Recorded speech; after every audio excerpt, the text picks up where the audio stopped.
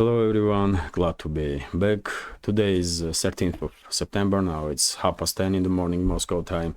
I'm Levan Gudadze and this is my first update for the day in which I will share all the main news that are making headlines in Russian media outlets and Russian language pages on different internet platforms. There are quite a few very significant developments and news that I like to share with you for this moment, but before I start, first of all, let me say thank to all of you for your kind words, for your attention and congratulations. I had birthday yesterday and not just yesterday but also day before. Many of you did congratulate me and write very warm words in comments, so I'm very grateful to you. And by the way, I have an announcement to make also. Today, later on, somewhere around 4 or 5 o'clock in the afternoon, I will make a first live stream on this project, on this channel, on YouTube. And well, that live stream will be technical one, a news summary and Q&A type of live stream, all combined together. Technical because I do need in real time to check some nuances, to learn some nuances of live streaming. News summary because I will share additional news during that live stream that will be reported by Russian media, and Q&A because if you have any questions or you want to discuss any topic, you can write about it in comment section. I will monitor comment section, chat, and same time you can write question and or highlight any topic you want through Buy Me Coffee or through donation alerts. I will use these two systems also, and although I'm not quite sure if donation alert will works, but that's why this first stream will be technical one. I will check if that system is working or not. And well, hopefully it will be okay. I will not be alone on the live stream, and if everything goes okay, I will try to have a live stream at least once a week, and if everything will work out, then towards end of this month or in the first half of October, I will try to invite guests also on the channel, which will be next step towards developing this project. That's been said, let's talk about news now, and I will start with a short summary of the situation on the battlefield. So first of all, I will share with you information about night drone strikes that Russian armed forces conducted in the direction of Ukrainian port cities on Danube River, Reni and Ismail. Military and logistical infrastructure of Ukrainian side was targeted in direction of these cities, and of course this is not the first time when Russian side conducted such a strike, but what makes this strike difference is that these days NATO member states, some NATO member states, Romania, United States, UK, France, Turkey, and some others, with participation of Ukraine, by the way, which is of course not NATO member states, are conducting military drills, military exercises exactly on Danube River and the delta of Danube River. And because of it, and these exercises will last, it did begin on 11th of September, if I'm not mistaken, and it will last until 15th of September. 13th of 15th, but today it's still day of exercises, those NATO exercises, and I was thinking that when I learned about this step of NATO to conduct such exercises in this area, I was thinking Moscow may postpone any drone or missile strikes in direction of Ukrainian port cities on Danube River, like Reni, Ismail or Kiliam, just to avoid any misunderstanding or error that can even further aggravate relationships between Russia and NATO. But well, I was wrong, by the way. Seems like Moscow is very extremely confident, and are conducting such strikes even in areas that NATO exercises are taking place. Well, I would not be surprised if during the day Ukrainian side, Zelensky or his associates will come up with statements that Russian side endanger NATO military personnel, or maybe even harm NATO military personnel or military equipment. Who knows? Anything is possible. You can expect anything basically from Kiev, but fact itself that Moscow did not postpone drone or missile strikes in direction of against logistical and military infrastructure of Zelensky's regime in Odessa region, and especially in direction of these port cities on Danube River, definitely speaks volume. During the day we will probably learn some more information about it, and of course I will share this information on my Telegram page and in the live stream in the afternoon.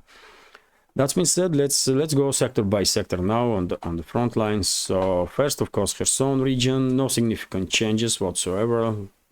Usual stuff, artillery duels between the sides, local recon operations, and the constant fight for control over these small islands. We had some reports that Ukrainian forces once again did send some amphibious force in direction of one of the islands on the Dnieper River to establish control, but Russian side did see this movement from the beginning, and once this Ukrainian unit did reach this island, Russian forces opened artillery fire, and Ukrainian forces or Ukrainian soldiers that did manage to survive this fire were forced to go back to right bank of the Dnieper River, which is under control for time being of the Kiev regime. But overall, nothing is happening on this sector of the front line that will influence overall situation. It's deadlock or operational pause. Next, Zaporozhye sector of the front line and South Donetsk sector on this land bridge between Crimea and the mainland Russia. We have two main hotspots in these sectors. It's Orekhov bridgehead and Vremovsky salient. When it comes to Orekhov bridgehead, we did not have any significant changes, really.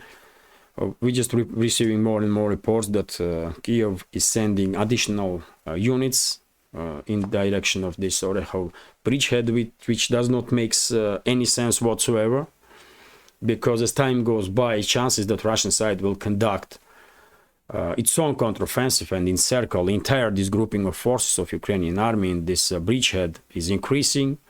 And at the same time, it's just too obvious, even for me, by the way, and I'm not military expert, but it's obvious to me that even for me that Ukrainian side has not even theoretical chance to reach, let's say, Tokmak, major logistical hub of Russian side on this land bridge. And by the way, formally at least, Ukrainian side has a task to reach Azov Sea, isn't it?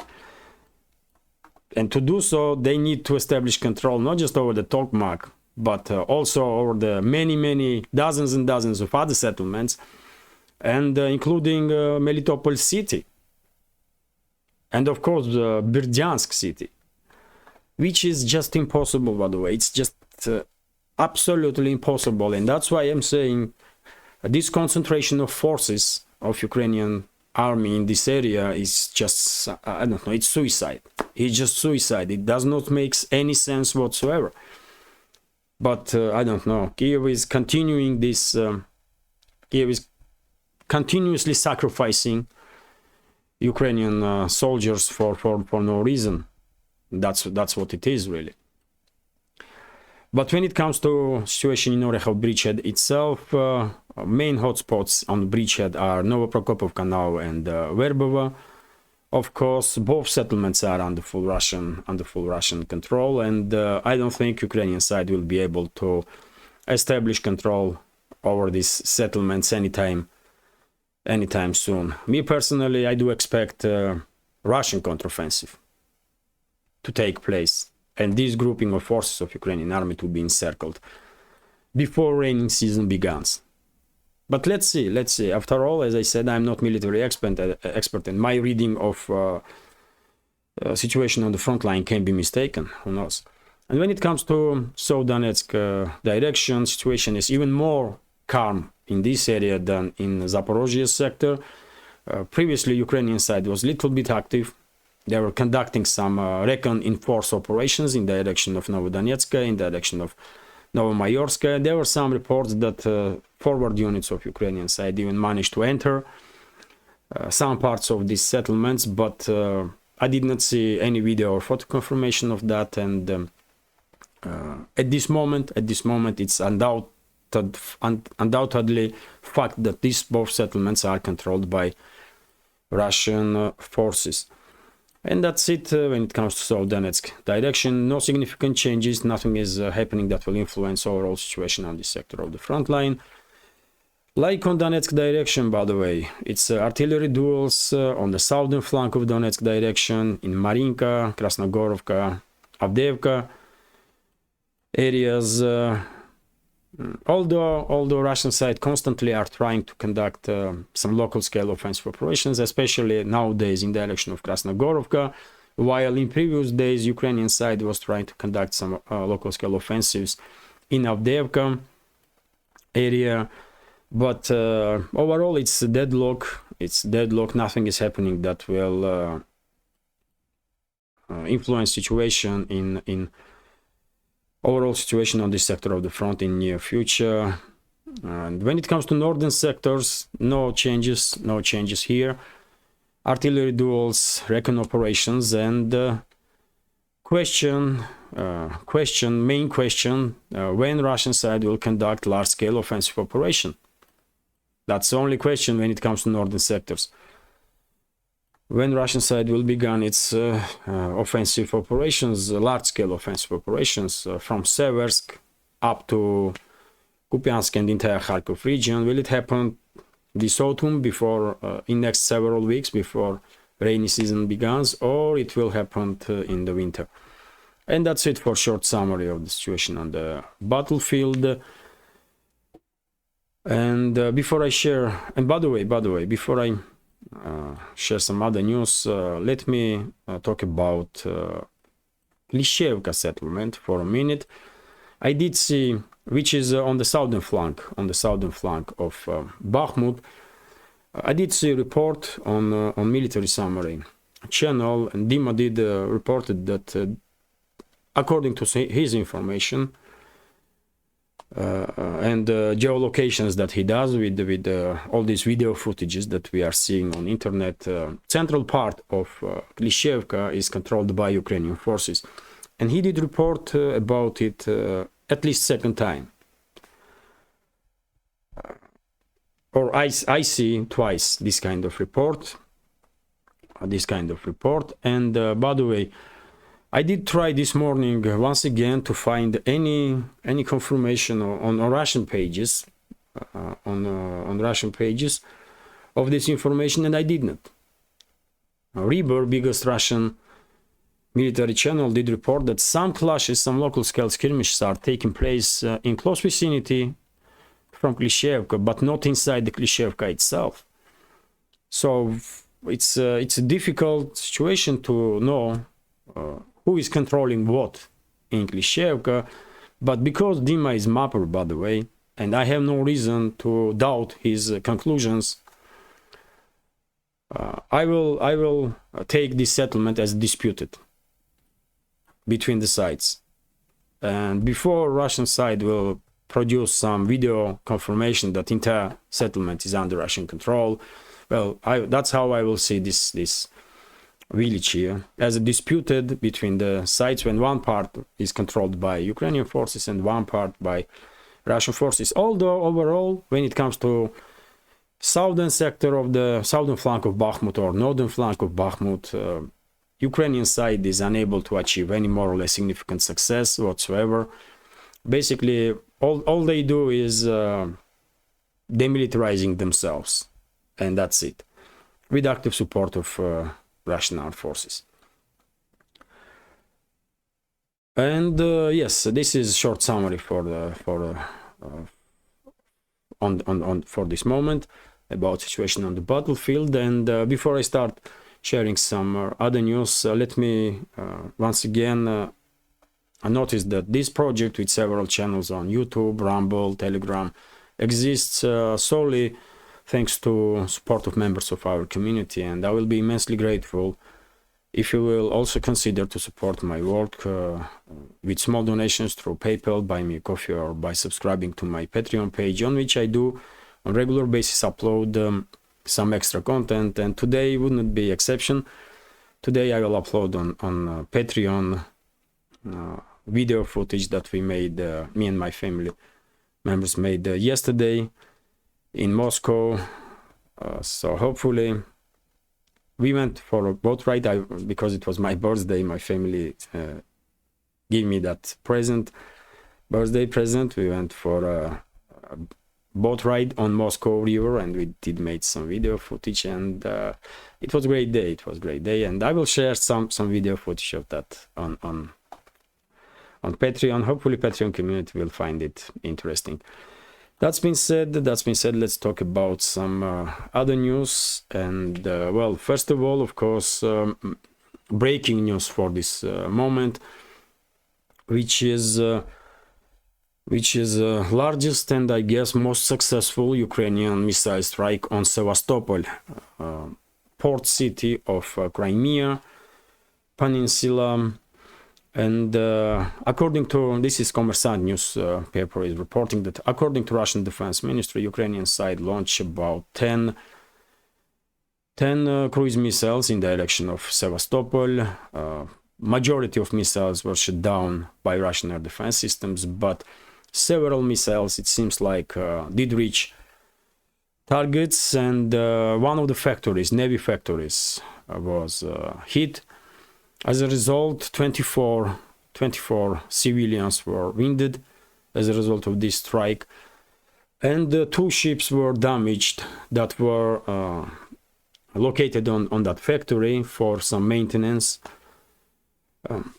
Some channels report that 2 Russian ships were even sink during this strike, but I did not see any confirmation of that. But what I did see is that reports that 2 ships were damaged, and according to some reports, several civilians died, but for this moment the Russian media is not reporting about it, and Russian officials are not saying nothing about death of civilians. 24 civilians were wounded. That's the latest data. And by the way, simultaneously with these missile strikes, Ukrainian forces launch also Navy drones in direction of Crimea, and those drones were, according to Russian Defense Ministry, those Navy drones were destroyed by Russian Black Sea fleet warships. Very significant escalation, and I guess response from Moscow will be very harsh. Response from Moscow will be very tough. Let's see. And by the way, also RIA Novosti is reporting that in Tver region, which is bordering Moscow region, Ukrainian drone was shut down early hours this morning. I guess this drone was headed towards Moscow. And also kind of breaking news, President of Russian Federation, Vladimir Putin, had a meeting with Kim Jong-un, head of North Korea. They met in Vostochny Cosmodrome in Amur region, and I did share information about it on my Telegram. Kim Jong-un had some kind of tour around Cosmodrome. During the meeting, as I understand, one of the topics of discussion was increase in partnership between Russia and North Korea when it comes to space explorations. I guess North Korea is very keen to receive some technologies to build satellites and some rocket technologies, of course, and that may be feasible As I said many times before, in my understanding, a recent visit of Shoigu to North Korea and now visit of North Korean leader to Russia definitely indicates that probably not just relationships between the countries will reach some new level, but probably North Korea will begin supplying Russia with artillery systems and ammunition and ammunition for these artillery systems, at least, and maybe North Korea become a corridor for China to supply weapons to Russia. That's also a possibility that China will supply Russia with some weapons, not directly, but through third party, and this third party can be North Korea, and who knows, maybe some other topics are also discussed during negotiations between two sides, because something very serious is happening, in my understanding, and I guess in fairly short amount of time we will learn what exactly was achieved during these negotiations. Let me continue now, and RIA Novosti is RIA Novosti is reporting that Russian side during the previous night did conduct these strikes on military and logistical infrastructure of Zelensky and his associates in Odessa region. And as I mentioned, Reni and Ismail port cities on Danube River were targeted.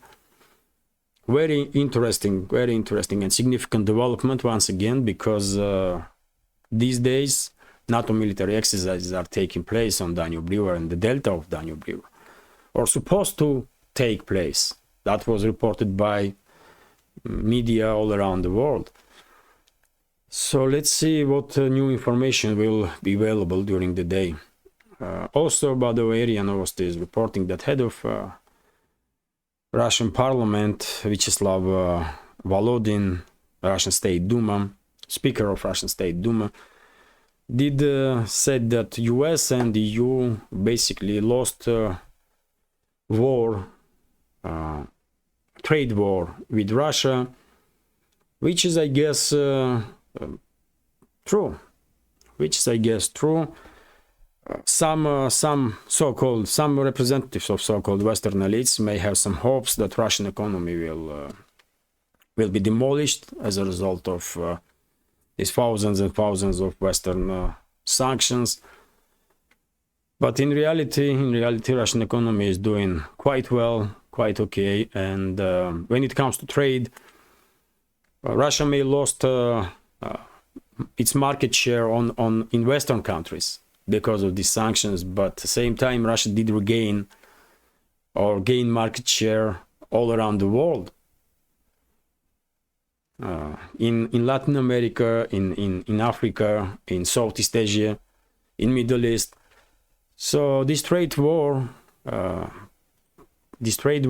was started by Western so-called elite definitely did not end well for them. It did not end yet, but we can clearly see that Russia is not losing.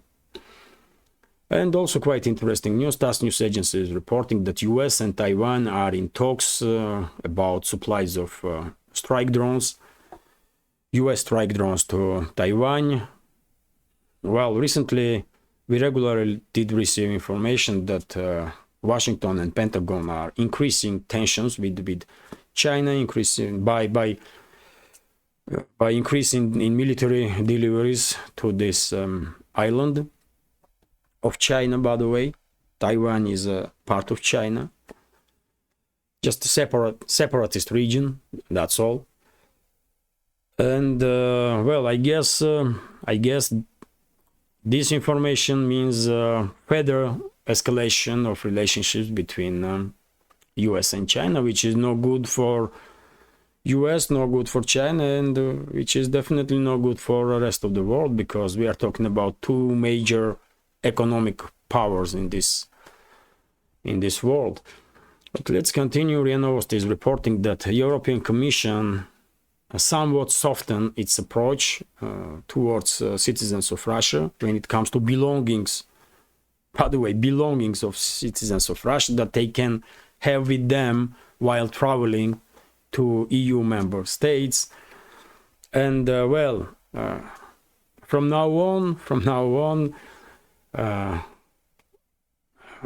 state institutions of EU member states may not steal phones of Russian citizens, may not steal notebooks of Russian citizens, may not steal some other belongings of Russian citizens that they were usually doing. But they will steal they will steal cars. They will continue stealing cars of Russian citizens if they are traveling to EU member states on their own cars.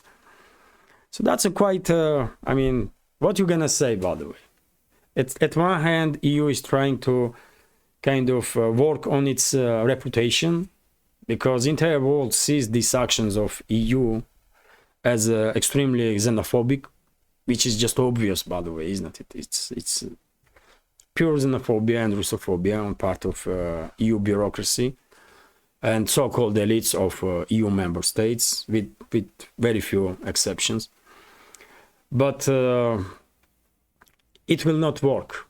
It will not work. What EU members are doing, EU officials are doing, is a crime against humanity, I believe. And if, when it comes to citizens of Russia that are traveling to EU, if it's not extremely necessary, they should definitely refuse to travel towards hostile nations, towards hostile states.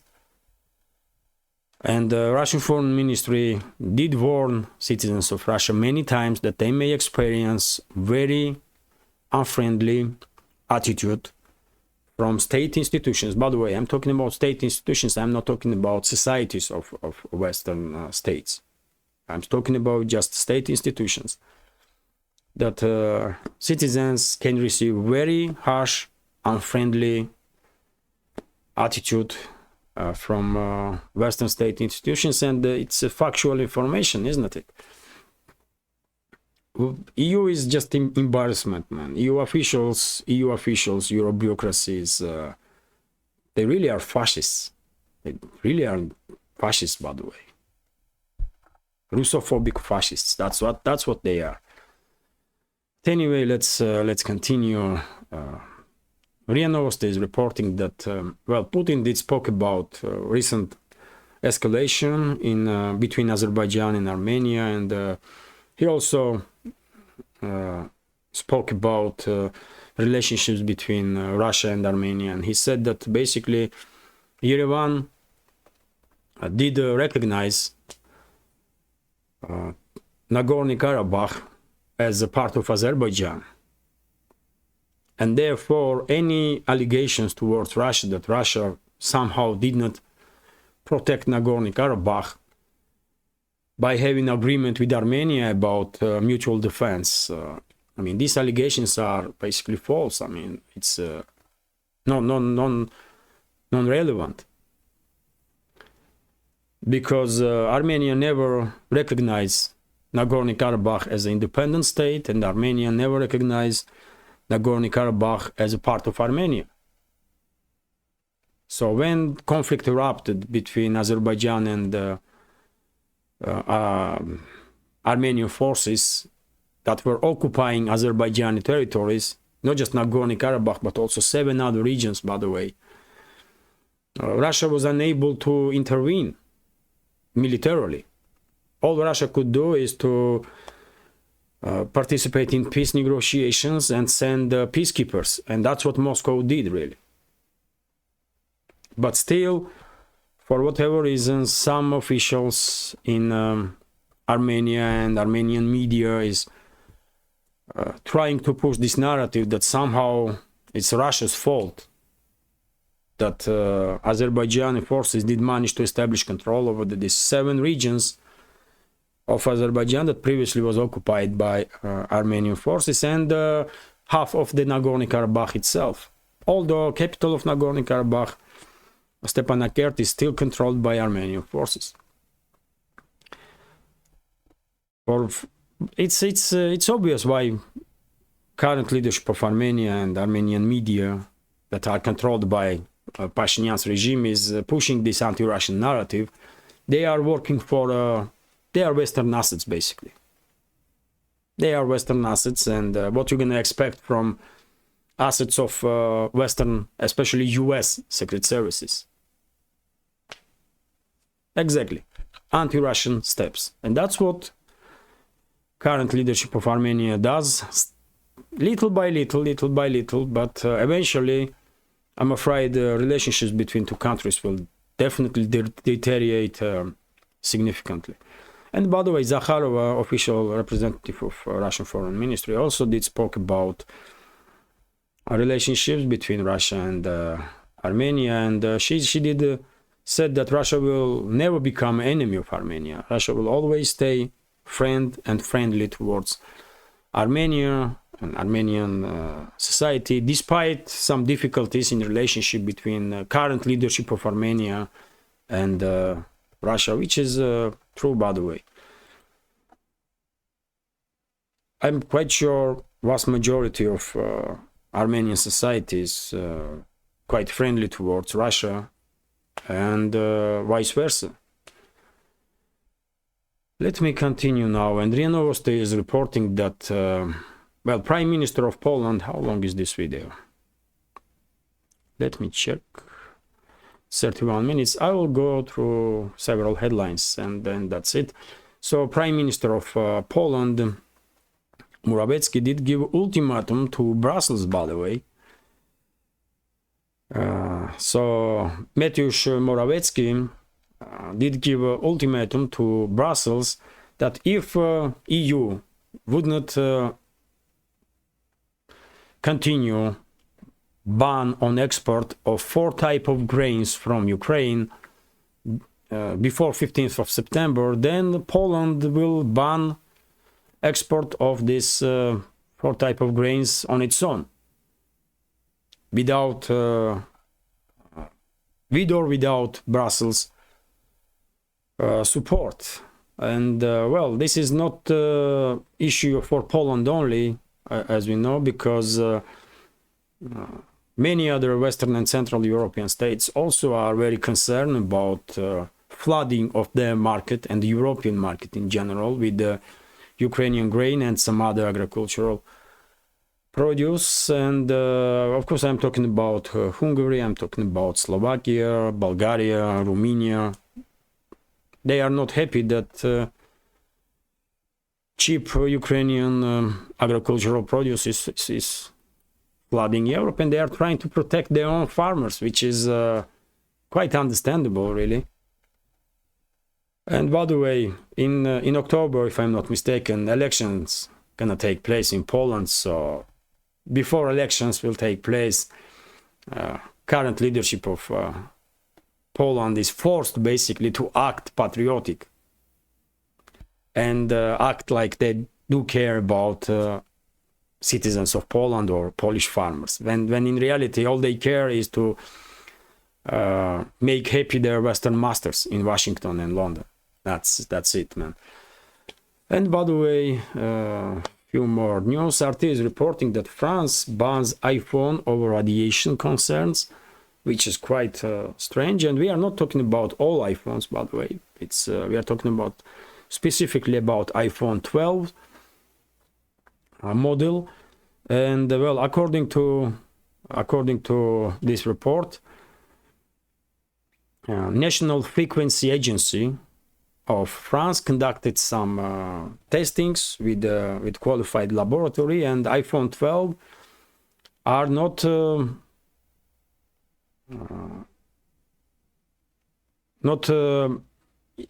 in a frame of not really adjust to demands of EU. And let me read it because it's some technical stuff, man. Apple must withdraw all iPhone 12 models from the French market immediately. The National Frequency Agency of France announced on Tuesday, accusing the popular smartphone of emitting far more electromagnetic radiation than European Union regulations allow. So I never knew that iPhone 12 did had such issues. It's good to know, by the way. Really, it's good to know.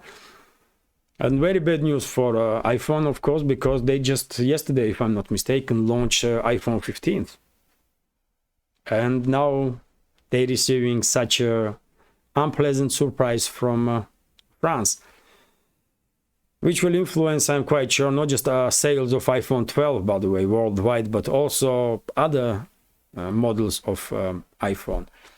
And this is going to be last news for today's update. RIA Novosti is reporting that Ankara and Moscow are continuing talks about transfer of trade relationships in national currencies, which is good news. Definitely, Turkish national currency lira and Russian national currency ruble definitely needs some more strengthening, and if two countries will start trade in national currencies, that will of course increase demand on these currencies, and eventually at least somewhat will influence on to strengthen lira and ruble. May not in extreme levels, but in some ways it will be good for lira and ruble. And that's it, by the way, for this relatively short update. I hope you will find this video interesting, and if so, please click that like button and leave some commentary about any topic you like. More likes and topics definitely influence YouTube's extremely aggressive algorithm, and increases my chances to reach wider audience. And for very same reason, please share links to my videos or my channel with your friends on Facebook, Twitter, Telegram, or any other platform that you are active on. And if you think this channel is interesting, useful, and deserves to exist, please consider to support with small donations through PayPal, Buy Me a Coffee, or by subscribing to my Patreon page. I will be immensely grateful for that. This is it for now. I remind you, if I made that somewhere around 4 or 5 o'clock, I will try to conduct this first live stream, and I will share information about it in our community page on YouTube and on my Telegram, and I hope you will join that live stream. This is it for now. Have a great day and take care.